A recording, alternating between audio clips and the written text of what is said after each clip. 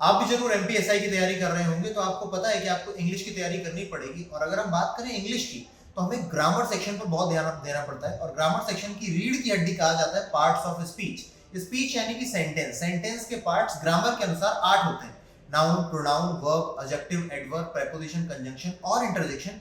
आइए जानते हैं इन सभी के बारे में, एक ओवरव्यू ले लेते हैं।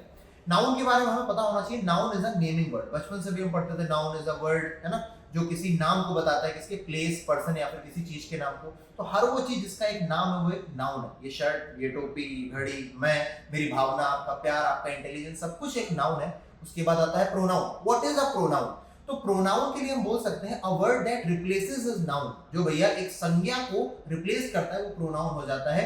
ही, शी, इट, दे, ये सारे के सारे प्रोनाउन। उसके बाद एडजेक्टिव। एडजेक्टिव चुगलखोर आदमी भाई, जो नाउन और प्रोनाउन की चुगली करे, जो क्वालिफाई करता है नाउन और प्रोनाउन को, वही एडजेक्टिव कहलाता है। मैंने बोला I have a beautiful head, तो हेड नाउन हो, लेकिन ब्यूटीफुल जो वर्ड है वो एक एडजेक्टिव है। उसके बाद वर्ब। वर्ब के बारे में हम सभी जानते हैं कि काम दिखाना, यानी कि एक्शन दिखाना, जाना, आना, खाना, पढ़ना, पढ़ाना, गो, ईट, स्लीप, दुनिया भर की बातें। एक और बात, state of being. I am a teacher, you are a student, तो एम, आर, ये सब मेन वर्ब का काम करते हैं। Plus having. अगर आपके पास कोई चीज है, I have this watch, I have this cap, तो मैं बोल सकता हूं कि ये जो हैव, ये हैज, हैड है, ये सारे के सारे वर्ब दिखाते हैं। एडवर्ब, महाचुगलखोर, किसी को नहीं छोड़ा, मतलब बोलते हैं डायन 7 घर छोड़ के डाका डालती है, अपने घर में डाका डालता है।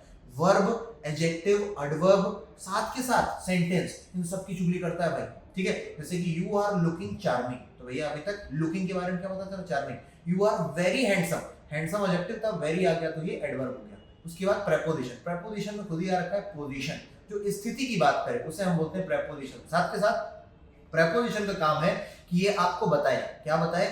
नाउन और प्रोनाउन का relation with other words of the sentence. Conjunction, दो वर्ड से मिलकर के बना है, कन और जंक्शन। कन का मतलब होता है टुगेदर, साथ में, और जंक्शन का मतलब होता है जोड़ना, पटना जंक्शन, है ना, इतने सारे जंक्शन जोड़ने काम करते हैं। तो ये किसको जोड़ता है भैया? सेंटेंस को सेंटेंस से, वर्ड को वर्ड से, फ्रेज को फ्रेज और क्लॉज को क्लॉज से जोड़ता है। लास्ट में हमारे पास है इंटरजेक्शन। इसका ज्यादा रोल नहीं है, इंपॉर्टेंट भी नहीं है आपके लिए, बस नरेशन में आपको पढ़ना पड़ता है। इंटरजेक्शन इमोशंस को दिखाता है, हुर्रे, वी वॉन, अलास, दादी जी का निधन हो गया। आई होप आपको पार्ट्स ऑफ स्पीच समझ में आया होगा। अगर आया है तो कमेंट सेक्शन में बताना, और अगला किस चीज पर आप एक शॉर्ट लेक्चर चाहते हैं मुझे कमेंट सेक्शन में जरूर बताना। टेक केयर, जय हिंद।